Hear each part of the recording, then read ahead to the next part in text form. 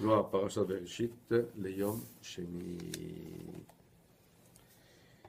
פתח רבי אלעזר ואמר, מי זאת עולה מן המדבר? הוא אומר, מי זאת כללה דתרין קידושין דתרין לעלמין? וההוא בחיבורה חדה הוא קישור חדה. עולה ממש למי קודש קודשין. והקודש קדשין מי. את חברה בזאת בגין מהווה עולה דהי קודש קדשים.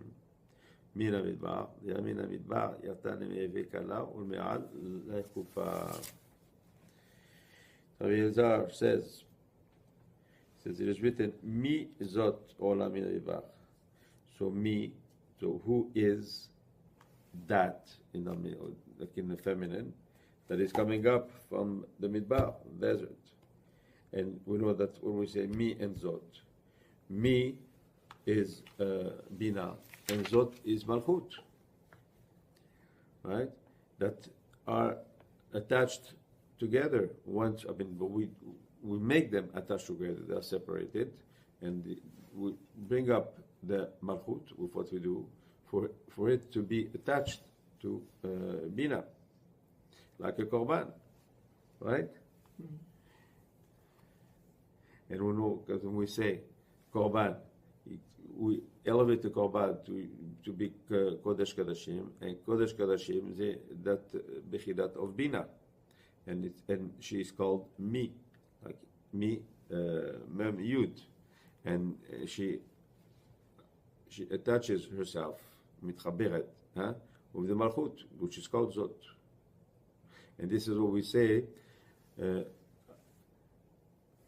Ola min amidbar. It is so zot ola, zot malchut, ola min, and we're talking about bina. It is like a kala that prepares herself to go in the chuppah, right? And how does the malchut go in this chuppah? In a way, because of all the Torah and all the mitzvot that we do here. Ve'tu min amidbar I ola. כמעט התמך מתברך נביא, בהוא מדבר דחישו ושתדבן. היא עולה. ותנינן, מה דכתיב האלוקים האדירים האלה, אליהם האלוקים המקים את מצרים בכל מכה במדבר. וגשה, כי כל דאבה לא קודשה בליכו במדבר, אהבה, ויישוב אהבה, אלא במדבר, בדיבורה, כמעט התמך, מתברך נביא, אותי במדבר ערים, הופכי עולה מן המדבר ודאי. והיא מילה דפומה היא סרקת, ועלתה בין גדפי דאימה. ולבטה בדיבורה נעתה, ושהיה ערשהו לעמה קדישה. And more, we have to explain that when we say min amidbar, it says midbar, like we says, is the same otiot as medaber. Okay, as the dibur. So with the dibur, when we say words, and we say words, of course, of kedusha, as learning the Torah, and all the good things. I think it's not just words of Torah. Also, when we say good things, what we do is that since the mouth also is a representation of malchut, right? As we know that each sephirah corresponds to a member, right? So there's the hands, the feet, etc., the torso. So the malchut is the mouth. So by saying good things, then we elevate what we say, and by elevating the words that we're saying, we also elevate the malchut.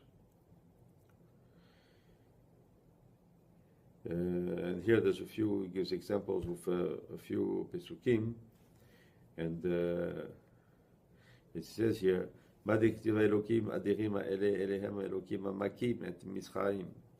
בכל מכה במדבר. It says, we're talking about also the makot that Hashem gave to Mitzrayim. It says the inner explanation of that is not what we say Bamidbar, it's not just in the desert Bamidbar, we have to also understand with the word.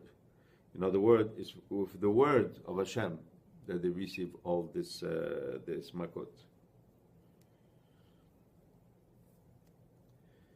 He didn't ask, how do we participate in that? Ask is with also what comes out with our mouth, but we're talking about Torah, Tefillah, and etc. And what happens is that we do elevate the Malkut. Then she elevates herself, and then she spreads her goodness on all the heads of the ones that are studying and are provoking this elevation and the profit from this goodness. שואל, איך סרקה ודיבורה? ביה ושירותה כדבר נשקעים בספחה. אית לי לבלחה למראה בשרתה דפקה רנוי. How do you say that it goes, the Sefirah Malchut goes up with the words that we say? We said an example. We said when someone wakes up in the morning, before he does anything, okay, he has to say a beracha to Hashem. As soon as he opens his eyes, he has to say a beracha. Yech mebacher. Hayavu al di chasidi kadamei. Natan demaya avedi avikameu. בזמנת יתערב בלילה, יסתכן ידיהו ויקמא דעלם בורייתא, ובעת שהיו מתעוררים בלילה, היו נטלים ידיהם, ומברכי על קרייתה, ואחת הנגולה קרי כדן פלגות לילה ממש, וגידן קודשה בריחו השתקע עם צדיקיה בגן עדן, ואסיר לבלחה בידיים מסועבות מזוהמות, וכן בכל שעה בגין דבשרתא דברנה שניים רוחי, פחמיני בשרתא לרוחי פרהמיני רוחה דמסעבה זמין ושעיה על ידוי מסעבה לון. אסיר לברכה והוא בלא נטילה. He says, how does he do the bracha? He says, the Hasidim Rishonim, they used to put beside them, beside their bed, a keli with water. Of course, the water had to be covered. And as soon as they woke up in the middle of the night, because we're talking here about waking up in the Chatzot HaLayla, they will do first Netilat Yadayim, and then they will start learning the Torah. And they will also do all the berachot, right, that we have to in the morning. And those berachot includes the beracha of the Torah. He says, and then at this time there's a tarnegol, the roaster, right, that will let go his, how do you call it? Call or crowing. His call, yeah. Okay, his call, right? And this would be exactly a Chatzot Laila. And it's at this time also that Hashem goes in the Gan Eden to learn and to be with all the tzaddikim. And we know that it's asur, it is forbidden to do any type of beracha with the hands that are still impure from sleeping at night. Because what happens, he says, when someone is sleeping, it comes out from him. And as soon as it comes out from him, that's what we call ruach of tum'ah. There's a spirit of impurity that comes and that spreads all over him. And then spreads over him. And as soon as he gets up, he wakes up in the morning, it comes out of his body, and then he ends up just being completely just on his fingers, right? And it's asur, it's forbidden for man to say anything of kedusha before he does his netilah. שואל, ויתמה, יחי בממה דלה נעים ולפריו דחוי ביני, לשעי לרוחה דמסבה, וכל על לבית הכיסא, לה יברך ולה יקרא בתורה, אפילו מילה חדה עד לסיהוד ידוי. ויתמה בגין דבלוך חלכים, הלכי, ובמת לחכו. He says, but if you're saying that when someone is sleeping, how about when someone just goes in the bathroom, right? And we know that when someone goes in the bathroom, if he is awake, right? So we don't say that the ruach came into him. He also has to wash his hand before he does anything, and it is forbidden to say any words of Torah or to study anything before that person does netilat yadayim when he comes out of the bathroom, right? And we know, of course, this netilah, we don't say the beracha on netilat yadayim. We say asher yasa. ומשיב, אלא הווי לבני עלמא דלה משגיחין ולא ידעים ביקרא דמריון ולא ידעי עלמא קיימא עלמא רוחה חדה היד בכל בית הכיסא דעלמא ושריין תמן יתענה מההוא לכולה ותינופה, ומיד שהיה על אינון אצבען לידוי דברנש. It is, oy vay, to this man that do not understand what there is here. Like, I mean, what are those forces that are here, the positive forces and negative forces, and do not give the kavod to Hashem. He did not understand how the Ech HaOlam Omed, how is the world here? How does it, is it sustained with these two forces? He says, because we know that there is a spirit of impurity.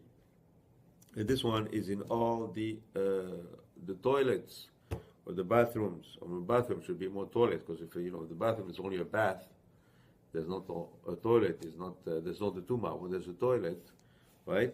They're all there.